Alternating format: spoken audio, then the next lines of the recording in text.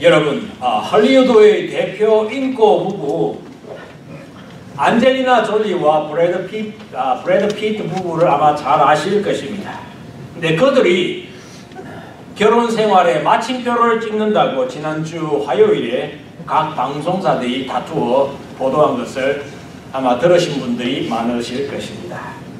그들의 이름 브래드와 안젤리나를 합해가지고 브란젤리나, 아주 이렇게 거창한 이름을 받기도 했는데요. 그렇게 부부애를 과시했던 이들 두 사람이, 이들은 2005년도 영화 미스터 앤드 미세스 스미스라는 영화에서 서로 이렇게 연인이 되었습니다. 그렇게 눈이 맞아버린 것 같습니다. 당시에 브래드 피트는 이렇게 세상에서 가장 아름다운 여인이라 불리우던 제니퍼 애니스톤과 이혼까지 하면서 이렇게 안젤리나와 결혼하여서 브란젤리나 이렇게 부부로 이렇게 들어갔는데요. 그런데 이혼을 하고 이렇게 함께 하면서 한 10년간은 결혼을 하지 않았죠. 10년간 동거 생활을 하였고 마침내 2014년 고작 2년 전에 공식적인 부부로 결혼 생활을 들어갔습니다. 그런데 이 사람이 모든 사람의 선망의 대상이었는데 지난주 화요일날 이제 헤어지겠다 이렇게 하여서 세상을 떠들썩하게 다시 한번 만들었습니다. 이들은 캄보디아, 베트남 또 에티오피아 등에서 4명의 아이들을 입양하였고 자신들 직접 낳은 쌍둥이 아들, 딸을 합하여 6명의 자녀를 가지고 이렇게 기르는 삶을 살았습니다. 쉽지 않은 일이죠. 또 안젤리나 이 여인은 유엔 난민기구 이렇게 친선대사로 활동하는 등 세상 사람들의 인권과 빈곤 문제에 깊이 관심을 가지고 이렇게 살았던, 참 이렇게 남들이 하기 어려운 일들을 하는 그런 사람들이니까 존경도 받을 만한 그런 부부였습니다. 가장 완전하고 이렇게 아름다운 삶의 대표인 듯이 보였던 두 사람, 할리우드의 대표적인 권력들이었던 이 두 사람이 세상의 인기나 권력이나 명예나 재산, 미모까지 모조리 다 갖춘 분들입니다. 2년 전 그때 결혼을 했다 말씀드렸죠. 그 결혼한 이후에만, 그 2년 동안에만 얼마를 벌어들였느냐? 1억 한 1,500만 불 정도를 벌어들였다 그러니까 한 사람당 한 3천만 불 가까이 이렇게 매년 벌어들이는 셈입니다. 가질 것을 다 갖춘 그런 사람들이었는데 이처럼 세상에서 가장 완벽하고 행복한 부부의 모습에서 어찌하여 이들은 그들을 갈라서게 되었는가? 오늘 예수님은 이 브란젤리나 부부처럼 또 다른 부자 한 사람의 이야기를 해주고 계시죠. 그런데 이 부자의 경우에는 이 할리우드 부부의 이혼과 그런 현실의 고통과는 전혀 다르게 영원한 고통, 이 지옥불에 떨어졌다 이렇게 성경에서 말씀합니다. 얼핏 보면은 이 부자가 왜 그런 그토록 비참한 지경에 이르렀는가 이해하기 힘들 정도로 이 본문에 보면 그 어떤 구체적인 악한 일을 이렇게 많이 저질렀다 또는 특별한 죄가 있다 이렇게 성경은 지적하고 있는 것 같지가 않습니다. 과연 무엇이 잘못되었을까? 단지 부자라는 이유만 이렇게 생각을 한다면은 본문에 나중에 나오는 아브라함이 당대 최고의 부자였다. 그것을 우리가 생각을 한다면은 그것은 이유가 되지 않는 것이죠. 오늘 저는 여러분과 함께 그의 삶의 실패의 원인이 무엇인지 이 부자와 나사로 두 사람의 비유를 통해 가지고 각 사람이 이 땅에서 또 영원한 세계에서 가지게 되는 서로 다른 생이 어떻게 다른 것인지 한번 알아보았으면 생각을 합니다. 우선 이 부자와 나사로의 비유를 통해서 우리가 알 것은 세상이 생각하는 참된 생명 또는 참된 삶과 성경이 말하는 참된 생명이 다르다는 것을 우리가 이해하고 또 인정해야 된다는 그런 말씀을 먼저 드립니다. 브란젤리나 부부처럼 이 부자 역시 이 땅에서 가질 것은 다 가진 그런 사람이었습니다. 그는 언제나 가장 비싼 옷을 입고 매일 호화스럽게 살았다라고 우리가 보는 성경에서 방금 읽지 않았습니까? 성경에 보면 예수님께서는 이 구원에 대한 말씀을 제일 많이 하셨죠. 그런데 그 다음으로 가장 많이 말씀을 하신 것은 성경을 이렇게 읽어본 사람은 다 그렇게 이야기합니다. 예수님은 이상하게 돈에 대해서 이야기를 다음으로 이야기를 많이 하셨다. 그렇게 이야기합니다. 왜냐? 돈이 그만큼 파워가 있기 때문에, 돈이 그만큼 긍정적인 입장에서도 또 부정적인 입장에서도 영향을 많이 미치는 것이기 때문에 돈을 가진 사람이 그것을 잘 선용하면은 가장 아름다운 인생을 살아가게 됩니다. 아브라함이 그렇고 다윗이 그렇지 않습니까? 욥도 그렇습니다. 그런데 그 돈을 잘못 악용하게 되면은 오명을 덮어서게 된다. 그래서 예수님은 돈에 대하여 너희가 돈과 재물을 겸하여 섬길 수 없다 말씀하실 정도로 돈의 위력이 크다 이렇게 말씀을 하신 것입니다. 그러므로 있는 사람은 그 돈을 가지고 더 좋은 일을 하고 없는 분은 더욱더 하여 더 많이 가지셔가지고 좋은 일에 많이 쓰시는 주님의 은혜가 함께 하시기를 축원드립니다. 아멘. 그가 가장 비싼 옷을 입고 매일 호화스럽게 살았다 이렇게 이야기하는데요. 그런데 개역 성경에 보면은 그가 자색 옷과 고운 베옷을 입었다 이렇게 말씀이 나옵니다. 이 자색 옷은 어떤 것이냐? 그 당시에는 어떤 염료로 특별하게 추출된 이와 같이 염료로 이렇게 염색하는 옷은 굉장히 힘듭니다. 어렵습니다. 비쌉니다. 굉장히 비싼 것이었습니다. 엄청 비싼 것이었고 그런 자색 옷은 겉옷으로 쓰였고 반면에 고운 베옷은 속옷으로 쓰인 것인데 이것 역시 서민들은 꿈도 꾸지 못할 정도로 이렇게 고사였다 이렇게 이야기합니다. 오늘날 하루하루 끼니를 염려하고 노동으로 한 달 한 달 페이먼트를 내고 거기에 맞춰 사느라고 애쓰는 이런 우리 일반 소시민들의 입장에서는 이처럼 돈에 매이지 않는 그런 삶, 그것은 참 그런 삶을 참 동경합니다. 과연 그것만 있으면 그런데 다 행복할 것인가? 그렇다면은 완벽하게 세상의 모든 조건을 다 갖춘 이 헐리우드 부부가 이혼할 리가 없지 않겠습니까? 그러면 한번 나사로를 우리 한번 볼까요? 그 집 대문 앞에는 나사로라는 한 가난한 사람이 누워 있었다. 예수님은 그렇게 말씀하십니다. 몸에는 부스럼투성이었다.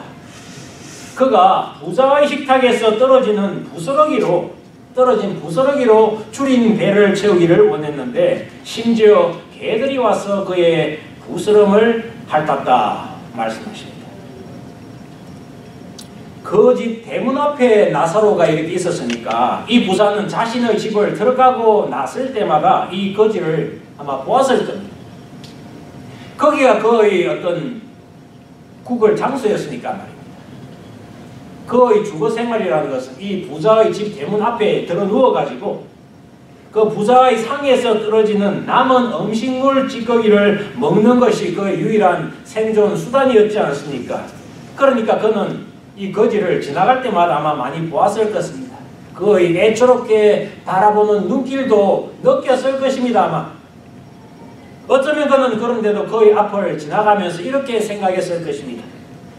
내가 가진 것을 누리는 것은 열심히 노력하고 또 잘해서 그런 것이니까 당연하다. 하지만 저 거지는 제가 열심히 하지 아니하고 또 불행하여 그렇게 된 것이니 마땅하다. 그렇게 생각을 혹시 했을지도 모르겠습니다. 심지어 그는 개가 그의 상처를 핥는 것을 그런 불쌍한 광경을 보고서도 그의 처참한 형편을 동정하지 않았던 것 같습니다. 사람은 참 겉모습을 잘 보지요. 좋은 옷에 호화로운 생활에 그런 외형을 잘 봅니다. 그것에 이렇게 눈이 쏠려버립니다. 그런데 예수님은 우리의 안, 우리의 내부를 보시는 줄로 믿습니다. 예수께서 꿰뚫어 보신 그의 마음은 내 것이라는 자기중심의 생각이 강했던 것이 아닌가. 그리하여 주위의 사람들은 눈에 들어오지 않아 버렸던 것 같습니다. 그는 주위 사람들, 그와는 상관이 없는 불쌍한 사람들에 대하여 무관심했습니다. 그는 하나님을 진실로 알지 못했던 것 같습니다. 그래가지고 내 중심의 인본주의적 삶을 살아버렸던 것이죠. 하나님을 외면한, 그리고 하나님의 모습으로 주위에 있는 그런 사람들에 대해, 그들에 대해 불행에 대해서 외면한 죄에 대한 그 형벌은 나중에 참으로 끔찍하네요. 그가 지옥에서 고통 가운데 있다가 눈을 들어 봅니다. 보니까 멀리 아브라함이 보입니다. 나사로가 그의 품에 안겨 있는 것도 보이네요. 그가 소리쳐서 말합니다. 아버지 아브라함이여, 제게 자비를 베풀어 주십시오. 제 혀를 적실 수 있도록 나사로의 손가락 끝에 물을 한 방울 찍어서 제게 보내주십시오. 손가락 끝에 물 찍어가지고 얼마 되겠습니까? 그나마 하면은 위안이 될 테니까 그렇게 해주십시오. 제가 이 불꽃 가운데서 몹시 고통을 당하고 있습니다. 그러나 아브라함은 말합니다. 우리와 너희 사이에는 큰 구렁이 있어서 어느 누구도 너희를 돕기 위해 건너갈 수 없고 아무도 그곳에서 우리에게 건너올 수 없다. 성도 여러분, 다시 한번 생각해 볼까요?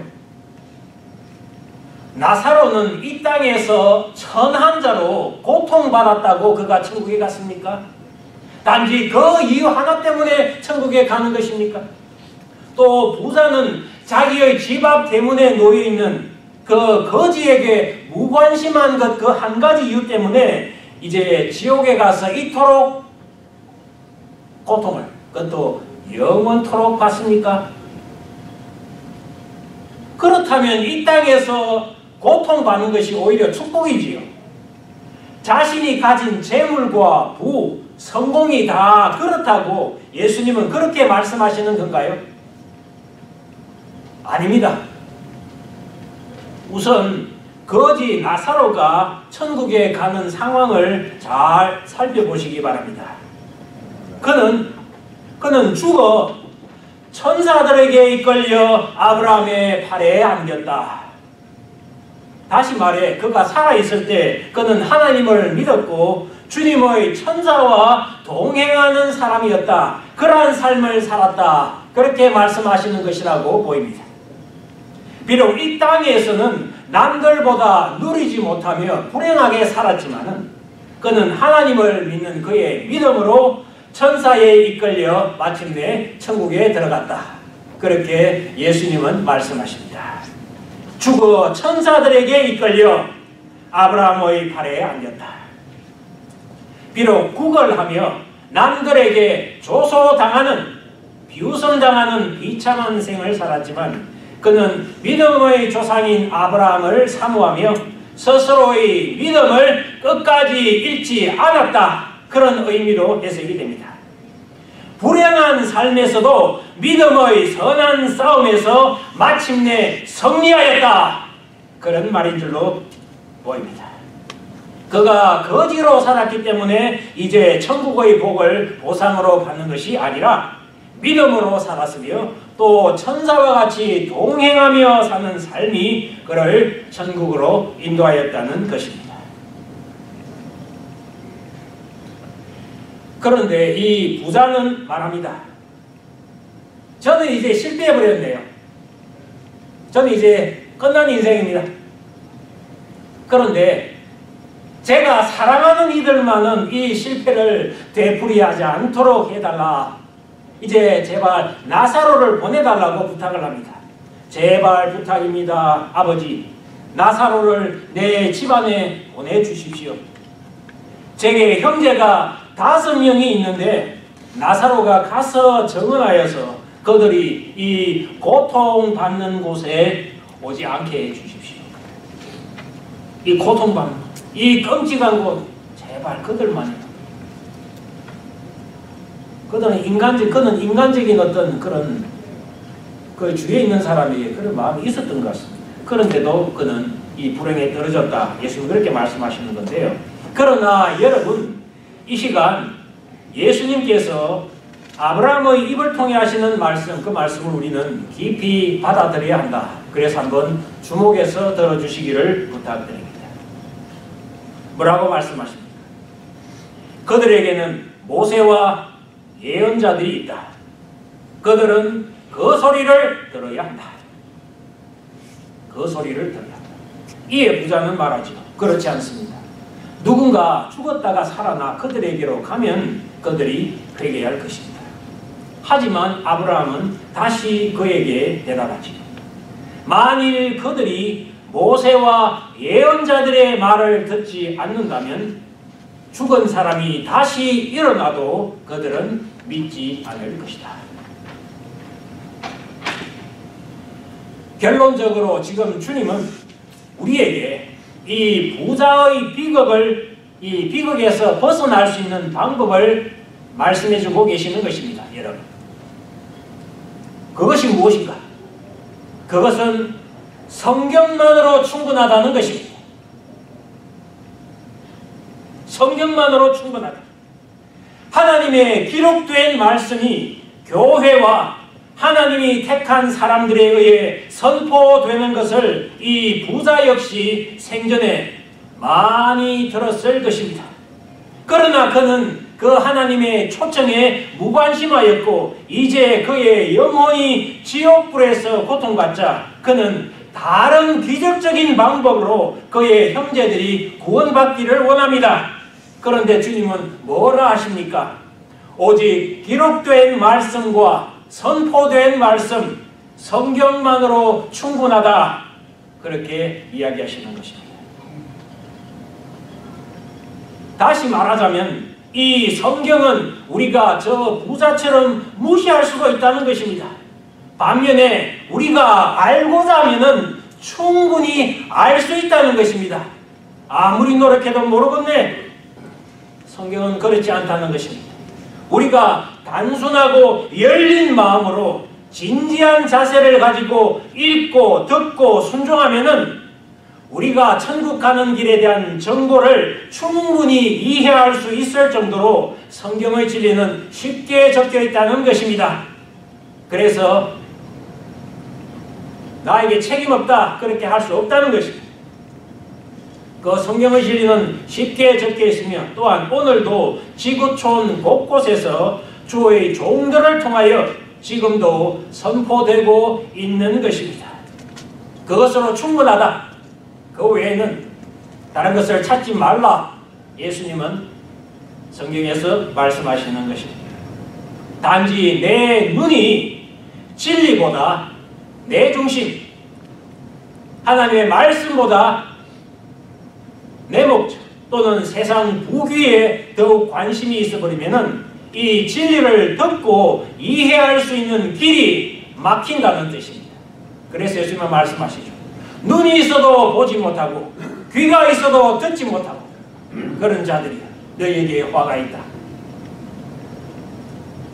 영적인 귀가 열리고 영적인 눈이 열리고 영적인 마음이 열려야 한다는 말씀인 줄로 믿습니다. 아멘. 여러분, 또 인터넷만 열면은 사실 얼마나 많은 정보들이 쏟아져 나옵니까? 된장 만드는 법. 된장 만들기도 쉽지 않더라고요, 보니까. 저도 같이 한번 만들어 봤는데. 된장 만드는 법, 또 고추장 만드는 법, 또 황토방 만들기, 집 짓기. 없는 게 없습니다. 하지만 그것을 보고 이해하고 실천해 하면은 그렇게 해야 내 것이 되지 않습니까? 이와 같이 성경 말씀, 하나님에 대한 진리도 어디에든 지금 널려있는 그런 세상입니다. 보라 지금은 은혜의 때로, 보라 지금은 구원의 때로다. 하나님의 말씀은 이와 같이 저희에게 말씀을 하고 있습니다. 지금은 은혜의 때요 구원의 때입니다.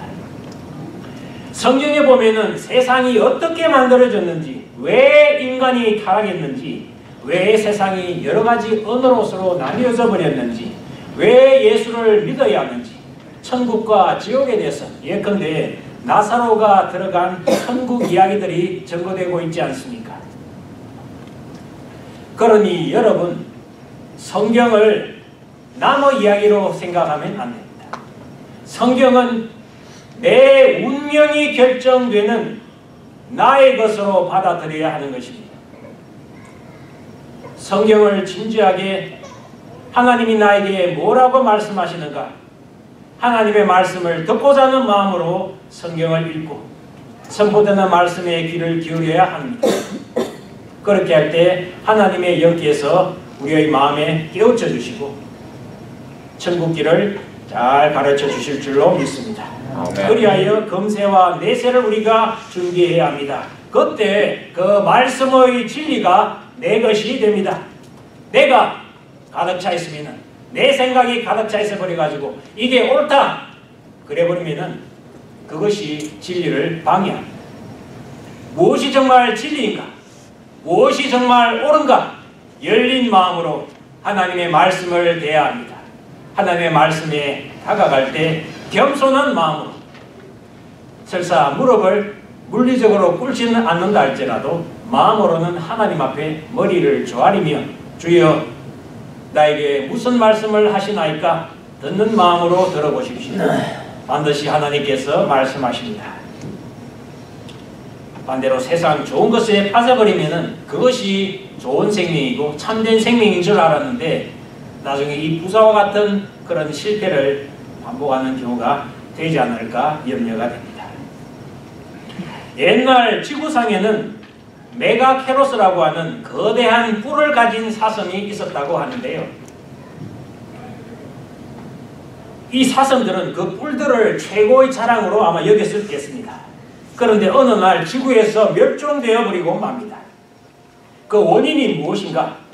그 웅장하고 화려한 그 뿔의 무게에 짓눌려 가지고 자신들의 종족 번식에 실패해 버리게 됩니다. 그로 인해 가지고 도태되는 것이죠.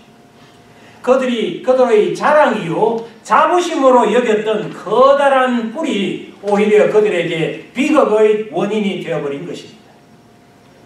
뿔이 무엇인가? 곧 명예와 거칠애와 부귀를 상징하는 것이 아니겠습니까? 세상의 명예와 세상의 좋은 것, 그런 것들을 또 감투들을 자랑하다가 그것으로 인해 파멸을 맞은 사람들의 이야기를 우리가 얼마나 이야기를 많이 듣습니까? 우리가 뉴스에서 듣는, 신문에 오르내리는 부끄러운 유명 인사들은 바로 이 메가케로스의 뿔을 가진 사람들이다, 그렇게 생각할 수도 있을 것 같습니다. 그러나 하나님을 사랑하는 저와 여러분들은 세상의 화려한 뿔보다는 내세를 바라보며 신앙의 뿌리를 더 소중하게 다져나가는 줄로 믿습니다. 아멘. 눈에 보이는 것보다 보이지 않는 것에 더 가치를 주는 저와 여러분인 줄로 믿습니다. 아멘. 아멘. 오늘 안타깝지만은 할리우드의 대표적 인고 부부 브란젤리나의 파경으로부터 말씀을 시작하였습니다. 그들이 어쩌면 우리보다 그 능력이나 재능이나 또 기회 포착이나 그 모든 면에서 그 꿈을 이루어가기 위한 열심과 그 집중력에서 굉장히 뛰어난 분들이라 그렇게 생각을 합니다. 그러나 그들에게서 보이는 작은 결점 하나, 세상살이에 있어서 의미심장하고도 결정적인 하나의 차이점은 하나님을 믿고 의지하며 살아가느냐, 아니면 현실에서 거기에 만족하며 그것이 전부라고 살아가느냐, 그것이 문제가 아니었는가 생각이 되기도 합니다.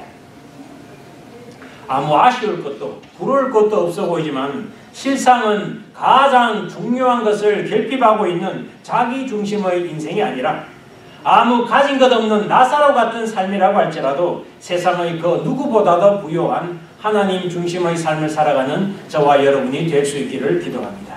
아멘. 일본 속담에 그런 속담이 하나 있습니다. 들어보셨을지도 모르겠는데요. 사람이 죽어 그 사람이 담긴 그 관이 있지 않습니까? 그 관의 뚜껑을 닫은 다음에야 그 사람에 대하여 진정한 평가를 할 수 있다, 그런 속담이 있다고 합니다. 참 일리가 있는 이야기죠. 그 사람이 죽어가지고 그 사람이 관에 들어가서 그 뚜껑을 딱 닫은 다음에 그 사람들이 이 사람은 어떤 사람이었다, 말하는 거기에 따라 가지고 그 사람이 평가가 된다는 이야기죠. 나의 관 뚜껑이 닫힐 때가 올 것입니다. 그렇게 되었을 때 내 교회 식구들과 내 자손들은 나에 대하여 무엇을 할 것인가? 한번 여러분 생각해 보십시오. 저뿐만 아니라 여러분도 누구든 다 죽지 않습니까? 관에 들어가지고 내가 딱 관에 들어가 있는데 뚜껑이 딱 닫혔습니다. 어둠만 있습니다. 그런데 그때 사람들은 나에 대한 무엇을 뭐라고 할 것인가? 내가 누구를 위해 일하고 있는가? 나를 위해서 일을 하는가? 아니면 하나님을 위해서 하는가? 나의 이웃 나사로는 누구인가? 우리 교회 성도님들은 불행한 사람들 위하여 나의 이웃에 있는 나사로를 위하여 마음을 더욱더 쓰는 그런 성도들인 것을 인하여서 감사합니다. 100%는 아니지만 더욱더 완전을 향하여 나아가는 우리들의 아름다운 삶을 인하여서 감사합니다. 성도 여러분, 외면을 보고 판단하는 인간보다 우리 마음을 꿰뚫어 보시는 하나님께 소망을 두시기를 바랍니다. 선한 일을 하도록 노력하며 나눠주고 베풀 때에 이것이 우리들의 미래를 위한 든든한 터가 되고 참 생명을 얻게 해줄 것입니다. 한 손에는 성경을 들고 또 한 손에는 이웃의 손을 잡고 영원한 생명에 이르는 우리가 되기를 주 예수님의 이름으로 축원드립니다. 아멘. 기도하겠습니다. 거룩하신 하나님, 우리가 중국 지하교회라든지 가정교회라든지 또는 북한의 지하교회 이야기를 들을 때 성경을 대하지 못하여 가지고 성경을 필사하고 또 오래간만에 10년 20년 만에 성경을 받아드니까 그 성경을 나도 한번 만져보자, 그 성경을 하나씩 돌려보다가 그 성경이 반이 다 눈물로 젖어버렸다는 이야기를 제가 들었습니다. 하나님의 말씀, 귀한 생명의 말씀을 우리가 진지하게 되고 귀하게 되며 하나님을 하나님으로 모시고 하나님께서 주시는 참된 축복을 더욱더 누리며 그것을 내가 잘났다 이렇게 이야기하는 그런 오만에 빠지지 아니하고 주여 참된 지혜와 진리 가운데 겸손과 소망과 믿음과 사랑 가운데 걸어가는 우리 한 사람 한 사람이 될 수 있도록 주여 자비를 베풀어 주시옵소서. 우리에게 성경책을 주신 것을 감사합니다. 꿀보다 더단 생명의 말씀인 것을 저희가 받아 누리지 못하는 그런 완악한 마음이 있습니다. 그 마음을 회개하고 봄비가 촉촉이 내리는 그 마음같이 그 말씀이 임하여서 그 말씀이 자라서 30배, 60배, 100배의 열매를 맺어 이 땅에서도 복을 받고 내세에서도 영광스러운 주님의 축복을 받는 우리 한 사람 한 사람이 될 수 있도록 주여 도와주옵소서. 예수님의 이름으로 기도드리옵나이다. 아멘.